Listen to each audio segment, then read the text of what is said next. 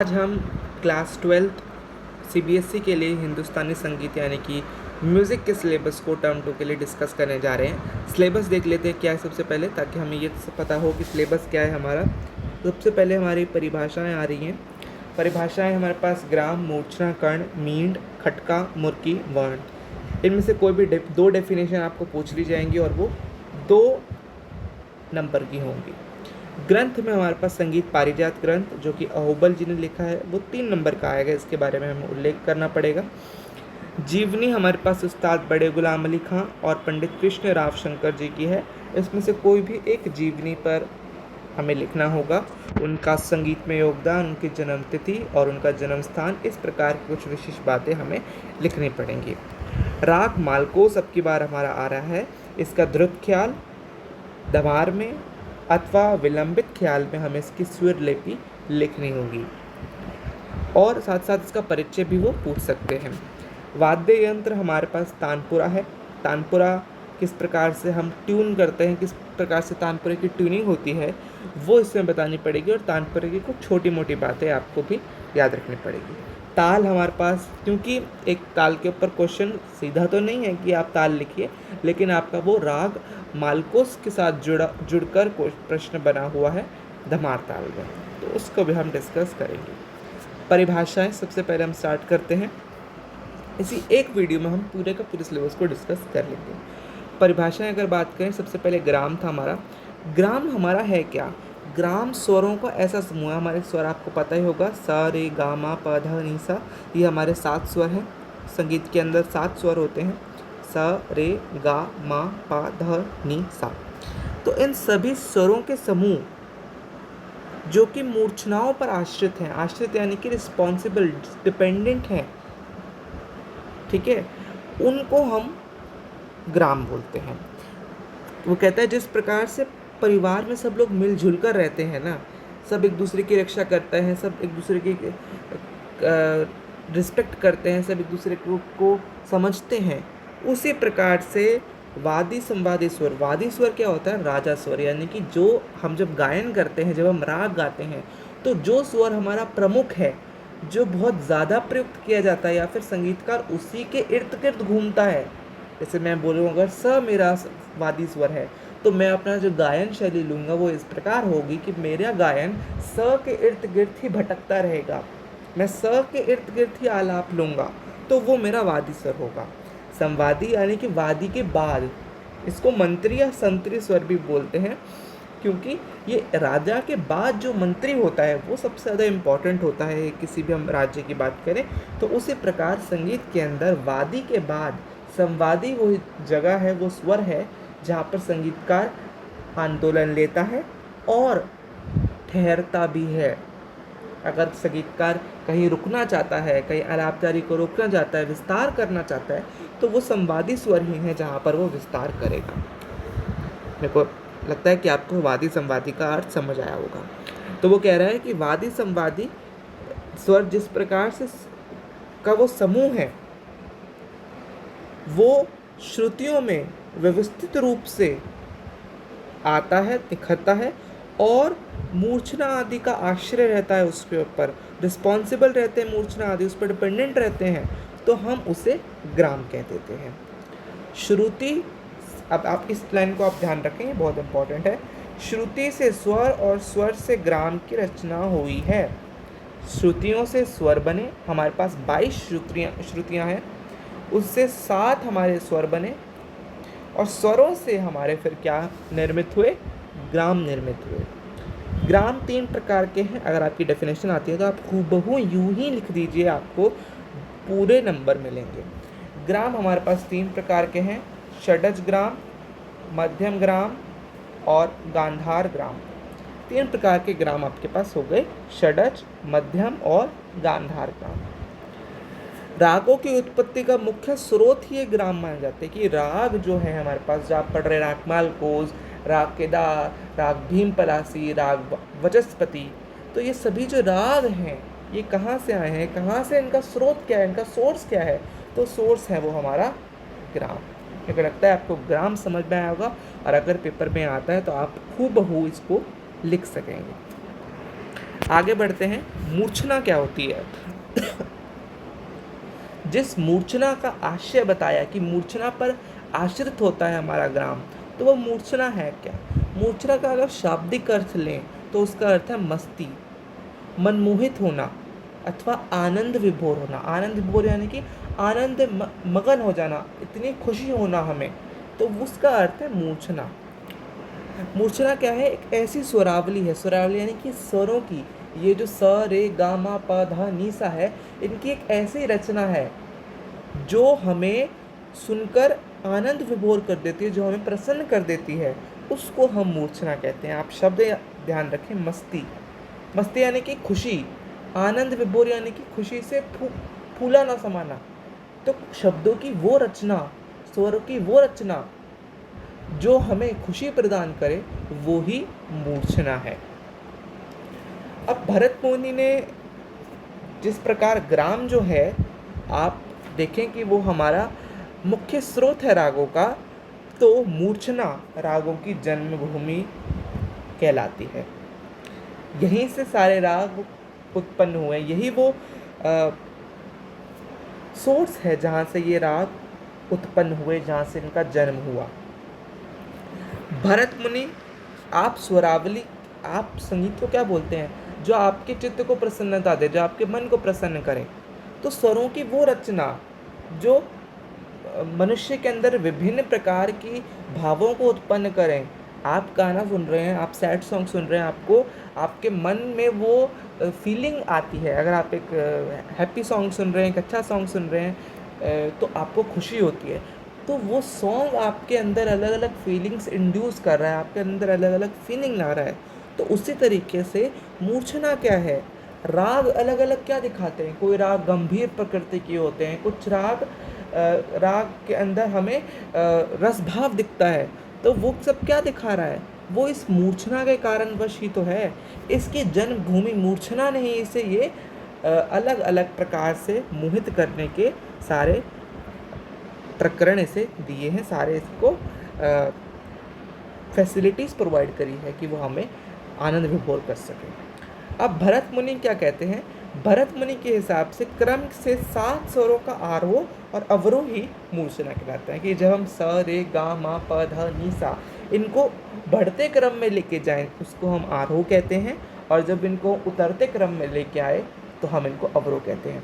अब मैं स से ऊपर की तरफ जा रहा हूँ, स रे गा मा पा धा नी सा, तो ये हमारा आरोह हुआ।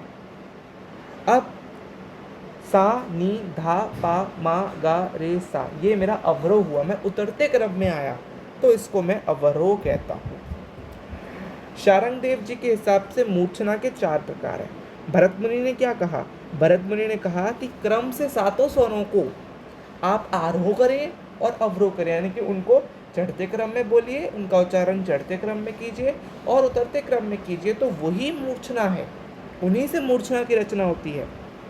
लेकिन शारंग देव जी मानते हैं कि मूर्छना 4 प्रकार की होती है।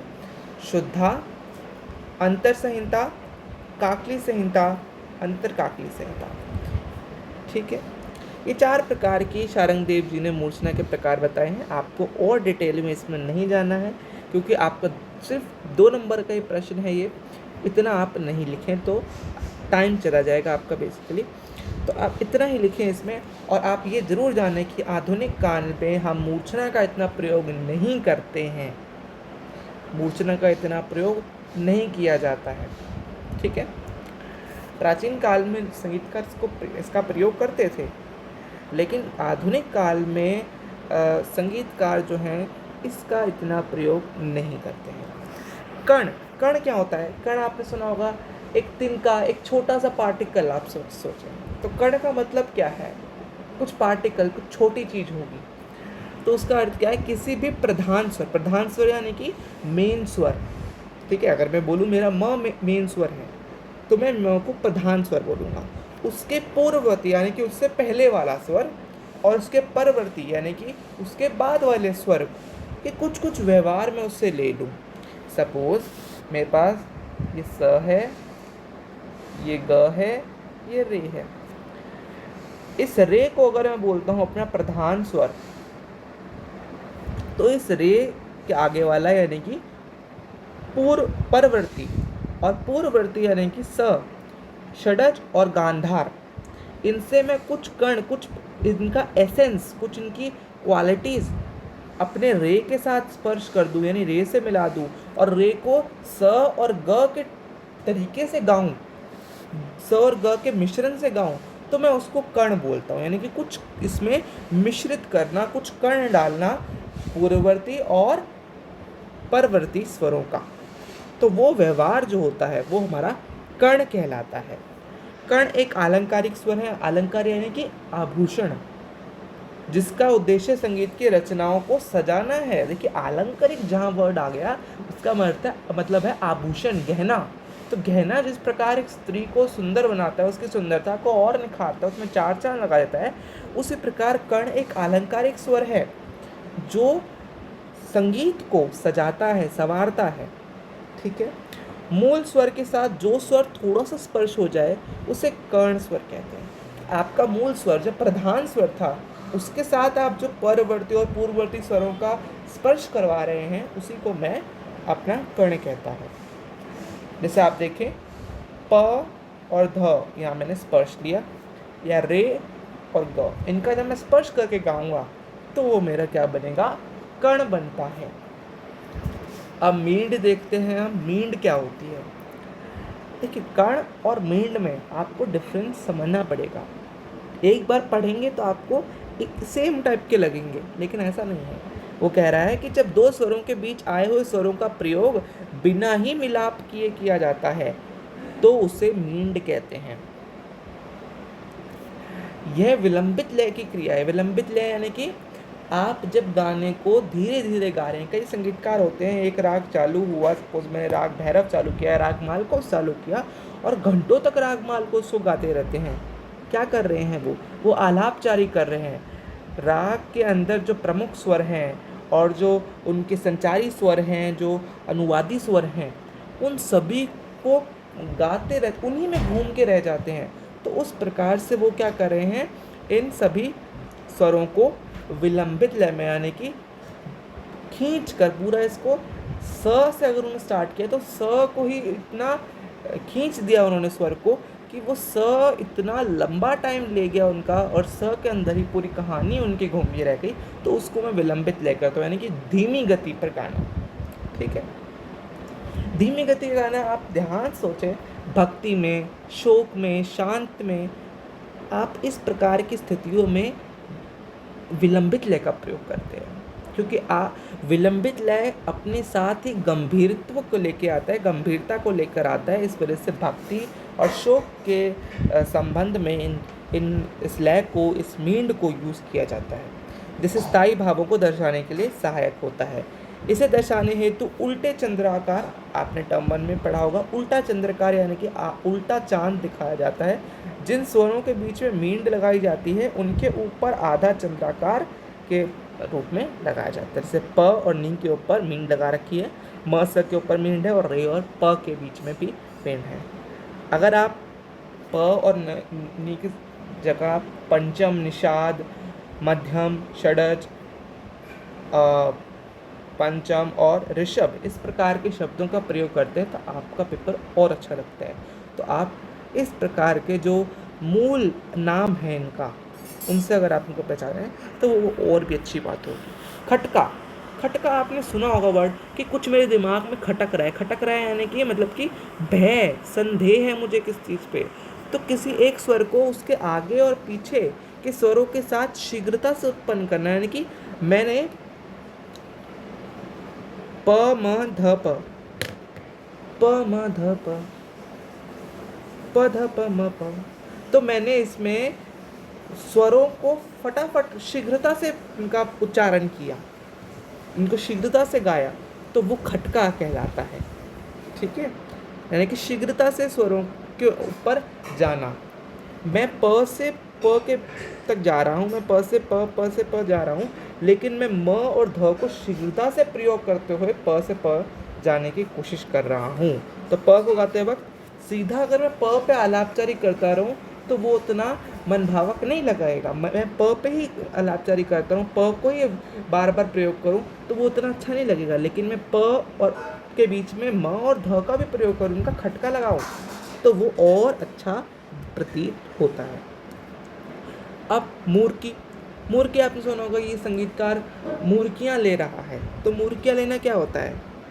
संगीतकार जब द्रुत लय में यानी कि फास्ट में, द्रुत मतलब कि फास्ट, द्रुत गति में, द्रुत लय में वो 3 स्वरों को इकट्ठा प्रयोग करता है और आधा यानी पूर्ण रूप से उनका विस्तार नहीं करता स्वरों का। रेनी सा, धामा पा। तो इस प्रकार से आधे अधूरे स्वर छूट के उसने एक आवृत्ति बनाई है, अर्धवृत्त कहते हैं उसको, यानी आधा प्रयोग करना 3 स्वरों का, उसको मैं मूर्खी कहता हूँ। आपने अगर कभी शास्त्रीय संगीत सुना हो तो उसमें मूर्खी शब्द जो है वो गाने का, गायन का एक प्रमुख भाग, प्रमुख अंग होता है, क्योंकि संगीतकार अपने इन्हीं स्वरों से अपनी संगीत शैली को दिखाता है, उसमें और रंजकता और कोमलता और विभिन्नता लेकर आता है। वर्ण की बात करें तो गाने की जो क्रिया है उसे वर्ण कहते हैं। अब आप कैसे गा रहे हैं, आप किस प्रकार गा रहे हैं, यानी कि आप फास्ट गा रहे हैं, धीरे गा रहे हैं, आरोह में गा रहे हैं, अवरोह में गा रहे हैं, तो उन सबको हम बोलते हैं वर्ण। गाने की क्रिया को बोलते हैं, जैसे आप गा रहे हैं उसको वर्ण कहते हैं। अब वर्ण 4 प्रकार के हैं। स्थाई, स्थाई का मतलब कि एक ही वर्ण को, एक ही स्वर को आप बार बार प्रयोग कर रहे हैं ठहर ठहर कर, यानी कि स सा सा सा, मैं स को बार बार प्रयोग कर रहा हूँ या स को ही विस्तार करा जा रहा हूँ, तो उसे मैं स्थाई कहूँगा। स्थाई यानी कि रुक जाना। आरोही यानी कि आपका चढ़ता क्रम, अवरोही यानी कि उतरता क्रम। और संचारी क्या है? संचारी यहाँ पर मैं जब तीनों को मिला दूँ, देखिए संगीत में आप किसी भी एक वर्ण के भाव को लेकर पूरा गायन शैली नहीं बना सकते। आप या तो आप बोलें कि सीधा मैं अवरोही चलूँगा पूरे गाने में, ऐसा भी नहीं है, उससे भी गाना अच्छा नहीं लगेगा। पूरा अवरोही चलूँगा वो भी बेकार लगेगा आपका, उतने मतलब बोर लगेगा वो गाना, उतना इंटरेस्टिंग नहीं होगा। क्यों सुनेगा गाने को? क्योंकि गाना अच्छा लगे इसलिए सुनेगा। तो आप एक ही चीज़ अगर बार बार गाएंगे तो वो अच्छी नहीं लगेगी। स्थाई में भी हम पूरा नहीं गा सकते। तो संचारी का अर्थ क्या है कि सभी तीनों का, स्थाई का, आरोही का और अवरोही का, जब मैं इकट्ठा प्रयोग करता हूँ कुछ इस प्रकार से कि मेरे गायन में विभिन्नता आए, कोई मेरे को सुने, उसके लिए हम संचारी में गाया करते हैं। गाना संचारी में ही किया जाता है। लेकिन अगर आप शास्त्रीय संगीत का रियाज कर रहे हैं तो आप स्थाई में, आरोही में, अवरोही में अलग अलग गाते हैं, क्योंकि आपको निपुणता, कुशलता चाहिए प्रत्येक शैली में। तो ये आपका वर्ण था। अब हम देखेंगे तानपुरे को कैसे मिलाया जाता है। तो तानपुरा हमारा एक इम्पॉर्टेंट टॉपिक है। इसमें आपकी तानपुरे की ट्यूनिंग आपसे पूछी जाती है कि आप तानपुरे को ट्यून कैसे करेंगे।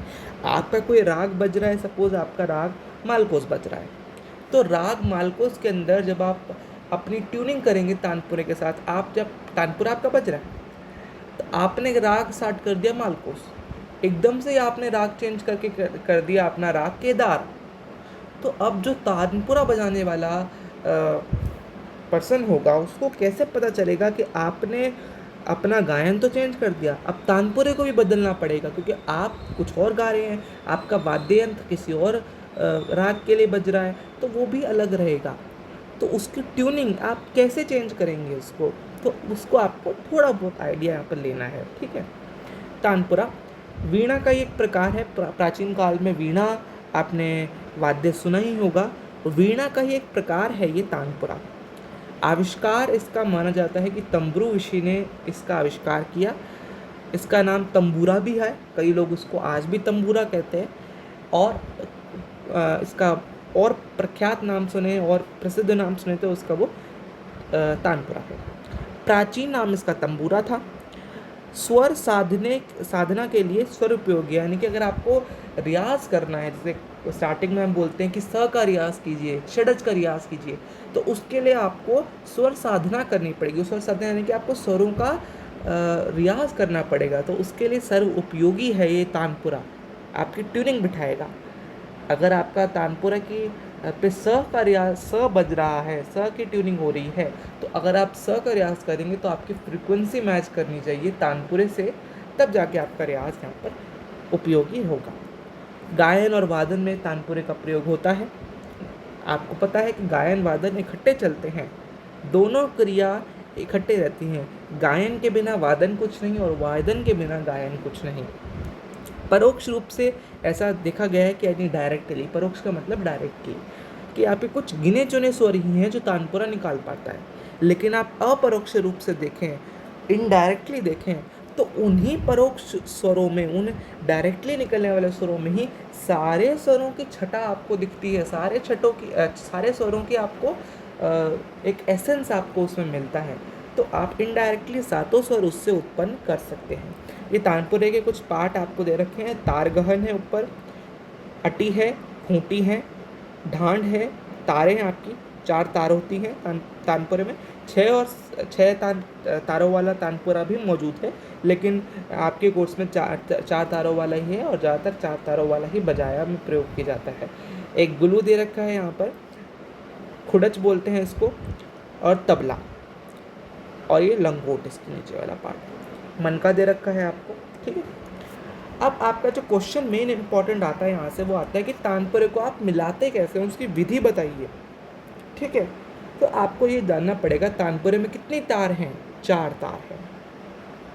ठीक है, इसमें एक तार जो है, अगर मेल सिंगर गा रहा है, आदमी कोई गा रहा है इस तानपुरे के साथ, तो इसमें एक तार आप पीतल की भी रख सकते हैं, ताकि भारी आवाज़ जो है वो मैच कर पाए। ठीक है, तो इतनी थोड़ी सी ज़्यादा इन्फॉर्मेशन हो गई है। 4 तार हैं इसमें। आप देखिए बीच के 2 तार जो होती है उनको षडज से मिलाया जाता है। स सर से आपका तानपुरा, बीच की 2 तार जो हैं आपकी मिलाई जाएंगे। मैंने यहाँ पर लिखा भी है कि 2 बीच वाली आपसे किससे मिलाएंगे, स से मिलाएंगे।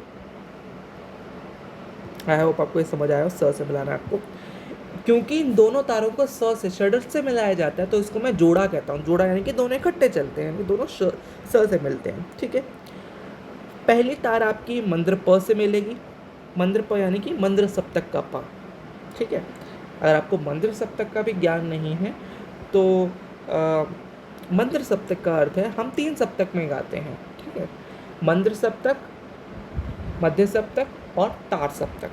तार सप्तक यानी हाई पिच्ड वॉइस, मध्य सप्तक यानी कि आपकी नॉर्मल पिच वॉइस, और मंद्र सप्तक यानी कि आप अपनी आवाज़ को धीमा कर कर गा रहे हैं, अपनी आवाज़ की पिचनेस को कम कर रहे हैं। ठीक है ना, तो मंद्र प में आपने मिलाया पहला स्वर। आखिरी तार आपका स से, मंद्र स से मिलता है, यानी कि मंद्र प, स और मंद्र स से आपका ये तानपुरा ट्यून किया जाएगा। अब आप ये देखें कि अगर आपके रागों में पंचम स्वर वर्जित है, अगर आपके राग में पंचम स्वर वर्जित है, ध्यान समझिए कि कुछ राग में क्या होता है कि कुछ स्वर वर्जित होते हैं, उनका आप प्रयोग नहीं कर सकते। तो अगर प मर्जित है, प नहीं आप यूज़ कर सकते, तो आप पहली तार प से अगर इसको मिला देंगे तो संगीतकार को भी प का उपयोग करना पड़ेगा, वरना तो वो खराब दिखेगा गाना। तो आप यहाँ पर प का प्रयोग नहीं कर सकते, क्योंकि संगीतकार जो राग गाने वाला है उसमें प वर्जित है, वो प का प्रयोग नहीं करेगा। लेकिन आप अपनी पहली तार को प से मिला देंगे तो आप जब तारे बजेंगी तो उसमें प का भी स्वर आएगा और वो फिर गाने के साथ नहीं बैठेगा। तो इसमें आपको प का उपयोग नहीं करना। उस स्थिति में प की जगह आप मंद्र म यानी कि मंद्र सप्तक का म ले सकते हैं, यानी कि मंद्र म से, स से और मंद्र स से आपकी ट्यूनिंग यहाँ पर हो जाएगी। अगर आपका राग में पंचम भी वर्जित है, मध्यम भी वर्जित है, दोनों ही वर्जित होते हैं, तो पंचम वाले तार को मंद्र निषाद से मिला दिया जाता है, यानी कि जब मंद्र प वाला था उसको हम मंद्र निषाद यानी कि मंद्र नी से मिला देते हैं। तो आपका मंद्र नी स मंद्र, ये आपका हो जाएगा। कुछ लोग पंचम के तार को गांधार से भी मिलाते हैं, अब अलग अलग अपनी सोच है। इसमें आप मंद्र प से मिला सकते हैं, मंद्र प नहीं है तो मंद्र म से मिला सकते हैं, म भी वर्जित है तो मंद्र नी, और मंद्र नी के बाद भी कुछ लोग मंद्र गांधार से भी इसको मिला देते हैं। इतना आपको इसमें याद रखना है। मेन इंपॉर्टेंट चीज़ आपकी ये है इससे पूछा सकता है कि अगर आपके राग में पंचम वर्जित है तो आप किससे तानपुरे की ट्यूनिंग पहली तार किससे मिलाएंगे? आप म से मिलाएंगे। प म दोनों वर्जित हैं तो नी से मिलाएंगे, और नी के बाद आपसे ग का नहीं, गांधार का नहीं पूछा जाता। मैंने आपकी जस्ट इन्फॉर्मेशन के लिए वो लिखा हुआ है। अब हम एक ग्रंथ है संगीत पारिजात, उसको डिस्कस करते हैं। संगीत पारिजात के लेखक राइटर अहोबल हैं। अगर इसके रचना काल की बात की है तो आपको ये लर्न करना पड़ेगा। 1665 ईसाई पूर्व में इसका लेखन कान चला और 1724 में इसका फारसी भाषा में अनुवादीकरण हो गया था, यानी इसका कन्वर्जन हो गया था। ठीक है। दक्षिणी भारत यानी कि साउदर्न इंडिया के अंदर प्रसिद्ध रागों का वर्णन किया गया है इसके अंदर। अहोबल जी ने श्रुतियों की संख्या 22 बताई है।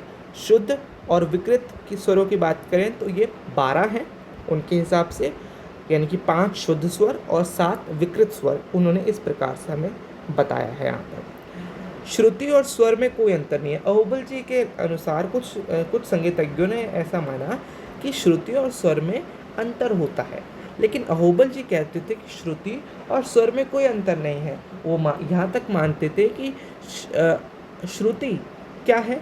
श्रुति वो कुंडली है। अगर कोई सांप है वो कुंडली मारकर बैठा है तो वो श्रुति बन गई, और अगर वो चलने लग जाए तो वो उसका स्वर बन गया। यानी कि सांप और सांप की कुंडली में जितना अंतर है उतना ही श्रुति और उनके स्वरों में अंतर है। यानी कि अहोबल जी अंतर नहीं मानते थे। वर्जित स्वर की बात की जाए तो 10 वर्जित स्वर हैं अहोबल जी के अनुसार से, जिसमें पूर्व रे, तीव्र रे, तीव्रतर ग, तीव्रतम ग, तीव्र म, तीव्रतम म, पूर्व या फिर शुद्ध ध, तीव्र कोमल ध, तीव्रतर नी, तीव्रतम नी।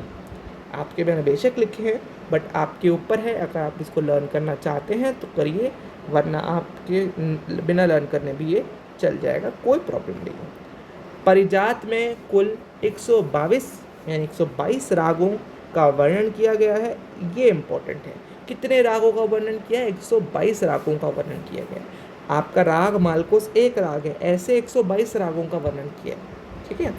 प्रत्येक राग में लगने वाले राग का आरोह बताया उन्होंने, अवरोह बताया, ग्रह स्वर बताया, न्यास स्वर, न्यास यानी कि जहाँ पर संगीत का रुकेगा, मूर्छना का स्वर बताया, मूर्छनाओं के स्वर बताए, और इन सब का वर्णन उन्होंने बखूबी अपनी इन सभी 122 रागों का किया है। इम्पॉर्टेंट बात ये ध्यान रखें आप, जिस स्वर से राग प्रारंभ होता है उसे उद्ग्रहकारक तान कहते हैं। कि जिस स्वर से राग स्टार्ट होता है उसे हम उद्ग्रहकारक तान कहते हैं। आई होप आपको समझ आया होगा। अब जीवनी आ जाते हैं। जीवनी भी आपकी इतनी इम्पोर्टेंट है। जीवनी दो लोगों की थी, उस्ताद बड़े गुलाम अली खां और पंडित कृष्णराव शंकर। ठीक है। तो अभी हम समरी कर देते हैं। सबसे पहले समरी देखें। लाहौर में जन्मे इस प्रतिभा संपन्न गायक का मूल निवास स्थान पंजाब में एक कसूर में है। ये आप ध्यान रखें। ठीक है, मैं इसको हाईलाइट भी कर देता हूँ। कसूर में है। इनके पिता अली बख्श थे। गुलाम अली खां के भाई बरकत अली खां, मुबारक अली खां, अमान अली खां भी अच्छे संगीतज्ञ थे। अब ये उसी घराने के थे तो ये भी अच्छे संगीतज्ञ थे। भाइयों में सबसे बड़े गुलाम अली खां ने संगीत की शिक्षा अपने चाचा काले खां से प्राप्त की। शिक्षा किससे ली, याद रखना है। इसके बाद वे लाहौर चले गए। वहाँ बड़े गुलाम अली खां 20 वर्ष के थे तब उनके पिता ने दूसरी शादी कर ली थी। सौतेली माता के आने से घरेलू कलह होने के कारण सगी माता ने गुलाम अली खां को सारंगी बजाकर पेट भरने की हिदायत दी। यानी गृह कलेश के वजह से उनकी जो माता थी, सगी माता थी, जो उनकी जननी थी, उन्होंने उनको बोला कि आप सारंगी बजाकर अपना पेट भरें। सारंगी की शिक्षा प्राप्त करने के साथ साथ उन्हें जहाँ तहाँ सारंगी बजाने का काम मिला, उन्होंने उसको अपनाया और उनकी आमदनी के लिए, अपने घर के खर्चा निकालने के लिए उसका प्रयोग किया। गुलाम अली खां सारंगी सीखने लगे। पंजाब में कुछ समय तक इन्होंने अपने गायन से लोगों को आकर्षित किया, लेकिन अपनी प्रसिद्ध सन अपनी प्रसिद्धि सन 1940 में कलकत्ता संगीत सम्मेलन में प्राप्त की। नवंबर 1943 में गया जी के संगीत सम्मेलन में और इसके बाद खां साहब ने 1944 में बम्बई अखिल भारतीय संगीत सम्मेलन में, नवंबर 1944 में बंगाल तथा बिहार में आने वाले संगीत सम्मेलनों में भी भाग लिया तथा कई स्थानों पर प्रथम पुरस्कार भी प्राप्त किया।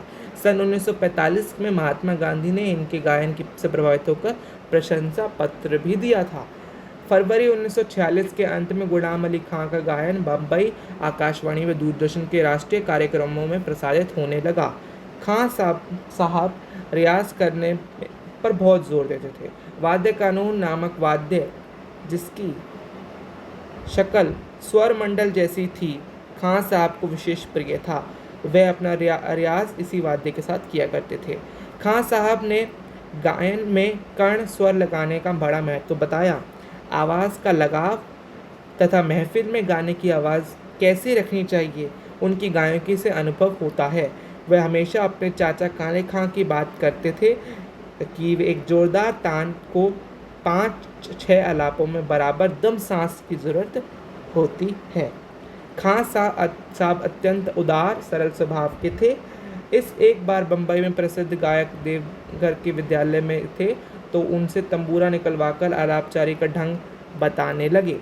दमदार आवाज़ में सरगम बोलने लगे। जब सरगम के बाद कर्ण युक्त स्वर लगाने लगे तो देवघर भी आश्चर्यचकित होकर उन्हें सुनने लगे।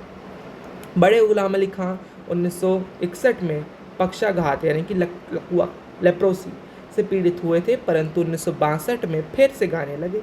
खां साहब को भारत के राष्ट्रपति द्वारा पद्म भूषण की उपाधि मिली। आपको ध्यान रखना है, पद्म भूषण की उपाधि मिली हुई। संगीत नाटक अकादमी पुरस्कार से भी सम्मानित किया गया। इसके अतिरिक्त संगीत शिरोमणि, संगीत नायक, संगीत महोपाध्याय एवं तानसेन सम्मान भी मिला। 23 अप्रैल 1968 को इस महान प्रतिभा संपन्न गायक का हैदराबाद में निधन हो गया। वर्तमान में इनके पुत्र मुनव्वर अली खां इनकी परंपरा आगे बढ़ा रहे हैं। पंडित कृष्णराव शंकर जी, इसमें आप इनकी डेट याद रखें, किस डेट को पैदा हुए, कहाँ पैदा हुए। इनकी प्रारंभिक शिक्षा इन्होंने श्री हद्दू खां और श्री नत्थू खां से ली, ये आप ध्यान रखें, ठीक है। और इसमें और बाकी चीज़ें जो हैं आप देख सकते हैं, पढ़ सकते हैं। मैं आपके साथ ये जरूर शेयर करूँगा। इसमें सिर्फ पढ़ने का है, मेरा समझाने का इसमें कोई भी नहीं है। जहाँ भी सन आते हैं आप इनको ज़रूर याद रखें, क्योंकि टीचर वो आपका देख रहा होता है कि आप कितनी परफेक्शन से आंसर लिख रहे हैं। तो आप सनों का प्रयोग अगर करेंगे, इसमें डेट लिखेंगे तो वो बहुत अच्छा रहेगा। अब मैं मालकौंस की बात करता हूँ। ये आपके सिलेबस का राग, एक ही राग है, राग मालकोस। ठाट की बात की जाए तो भैरवी ठाट जन्य राग है, यानी कि ठाट भैरवी से जना है। क्यों? क्योंकि रे ग ध नी भैरवी ठाट के अंदर कोमल होते हैं, और इस राग के अंदर क्योंकि रे जो है वो यहाँ पर आप देखें वर्जित है, तो ग ध नी क्योंकि कोमल है तो ये भैरवी ठाट जन्य राग माना जाता है। वादी स्वर यानी राजा स्वर मध्यम है, संवादी षडज है, जाति इसकी ओढ़व ओढ़व है। ओढ़व ओढ़व का मतलब है कि आरोह में भी 5 स्वर का प्रयोग होगा और अवरोह में भी 5 स्वर का प्रयोग होगा, क्योंकि रे और प इसमें वर्जित है, यानी कि बाकी आपके जो भी स्वर बचे स ग म ध नी, ये आपके सारे स्वर हो गए, ये से प्रयोग किया जाता है। गायन समय इसका रात्रि का तृतीय पहर मान जाता है, यानी कि रात के 12 से 3 बजे। अब आप देखिए practically this is not possible कि आप रात के 12 से 3 बजे उठकर आप राग मालकोस का रियाज कर रहे हैं। ये प्राचीन काल के संगीत गाने की विधि थी कि आप इस टाइम के साथ गाएं, क्योंकि माना जाता है कि उस समय पर राग और निखर कर आता है, ठीक है। यहाँ कुछ संगीतज्ञों ने तो यहाँ तक फरमाया है कि अगर आप रागों को समय सिद्धांत के अनुसार नहीं गाते तो राग नाराज़ हो जाते हैं, ठीक है। तो आप, लेकिन कुछ लोग का ये मानना है कि राग कैसा सुनाई दे रहा है, कैसा सुनाई पड़ रहा है, वो तो गायक के ऊपर है ना। गायक कितनी रंजकता, कितनी कोमलता, कितनी गंभीरता से किसी राग को गा रहा है, वो उसके राग को डिफाइन करेगा, ना कि ये समय, ठीक है। लेकिन कुछ ना कुछ अर्थ तो था ही, क्योंकि प्राचीन में संगीतज्ञों ने जब इतना सोच समझ के समय सिद्धांत का निर्माण किया। कोमल स्वर यानी कि जिनको कोमलता से प्रयोग किया जाता है ग ध नी, कोमल स्वर आए तो आप उनके नीचे एक हाइफन डाल के जरूर दिखाएं कि ये कोमल स्वर हैं। वर्जित स्वर रे और प है, यानी रे और प का आप प्रयोग ना करें। अगर आपको दिखता है कि रे और प आपके स्वर लिपि में मौजूद नहीं है, इसका सीधा अर्थ है कि आपका राग मालकोस है। तो यही था। मेरे को विश्वास है कि आपको ये वीडियो बहुत अच्छी लगेगी। पंडित कृष्ण राव शंकर जी का मैं आपको परिचय दिखा देता हूँ, आप इसका स्क्रीनशॉट ले सकते हैं, आप पढ़िए इसको, इम्पॉर्टेंट है। लेकिन मेरा समझाने का इसमें कुछ है नहीं, इस वजह से मैं आपको ये खुद पढ़ने की हिदायत देता हूँ। तो अभी के लिए इतना ही। और भी अगर आप कुछ में को डाउट हो तो आप इसमें को ज़रूर लिख सकते हैं, मैं इसका ज़रूर आंसर करने की कोशिश करूँगा। और अपने फ्रेंड के साथ इसको ज़रूर शेयर करें ताकि बाकी बच्चे भी इसको अच्छी तरीके से पढ़ सकें। Thank you. और आपको बहुत बहुत बधाई कि आप अपना पेपर अच्छे से करें, बहुत अच्छे से करें, क्योंकि इजी पेपर आएगा, म्यूज़िक का पेपर डिफ़िकल्ट नहीं आता। जितना पढ़ा है उतना ही आएगा। Best of luck. Thank you.